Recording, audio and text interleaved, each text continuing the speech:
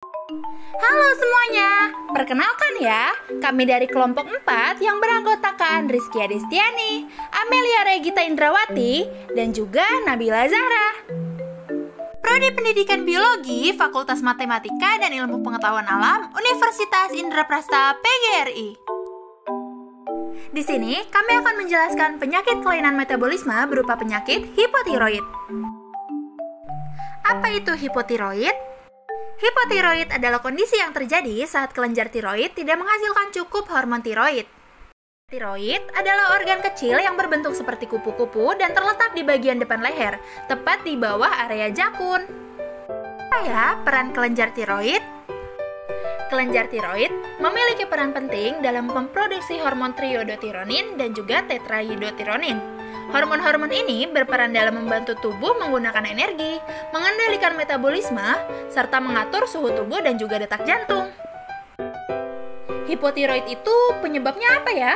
Salah satu penyebab umum hipotiroid adalah penyakit autoimun, contohnya seperti penyakit Hashimoto. Selain itu, perawatan yang diberikan pada kelenjar tiroid juga dapat menyebabkan hipotiroid loh. Obat-obatan juga berpengaruh nih, contohnya seperti obat litium, amiodaron, dan juga interferon. Kekurangan yodium juga menjadi salah satu penyebab hipotiroid loh, karena yodium sendiri sangat penting bagi kelenjar tiroid untuk memproduksi hormon. Lalu, operasi yang melibatkan pengangkatan kelenjar tiroid juga dapat mengganggu produksi hormon dan menyebabkan hipotiroid. Gejala hipotiroid ada apa saja ya? Pada orang dewasa, gejala hipotiroid mencakupi mudah lelah, sembelit, mudah kedinginan atau sensitif terhadap suhu dingin, nyeri dan kelelahan pada otot, berat badan naik tanpa penyebab yang jelas, pembengkakan pada wajah, dan juga denyut jantung yang lambat. Sedangkan, gejala hipotiroid pada bayi yaitu penyakit kuning, pembengkakan pada lidah, perut kembung, dan juga kesulitan bernafas. Pada orang dewasa, kondisi kulit yang dikenal sebagai myxedema disebabkan oleh penumpukan molekul gula rantai panjang di kulit. Molekul ini memiliki kemampuan untuk menarik air yang menghasilkan pembengkakan. Myxedema atau pembengkakan tubuh adalah konsekuensi dari hipotiroid parah yang tidak teridentifikasi atau tidak ditangani. Kondisi ini juga bisa muncul jika seseorang menghentikan penggunaan obat tiroid mereka.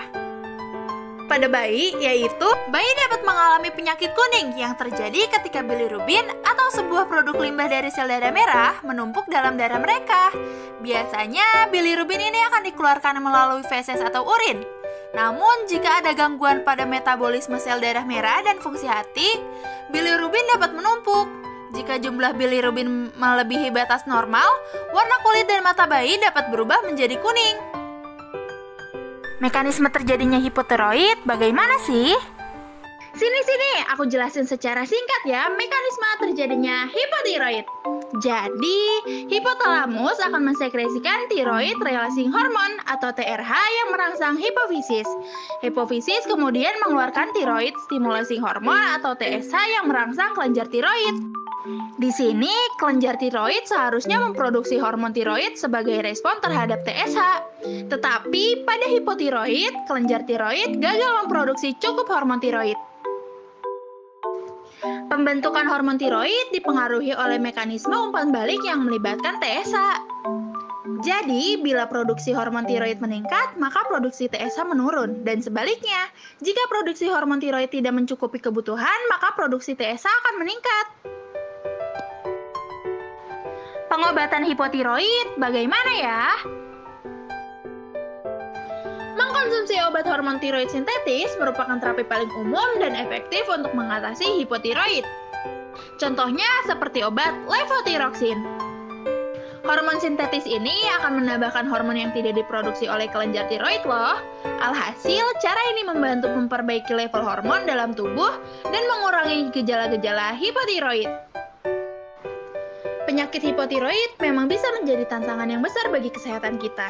Namun, dengan penanganan yang tepat dan perawatan yang baik, kita dapat mengatasi tantangan ini.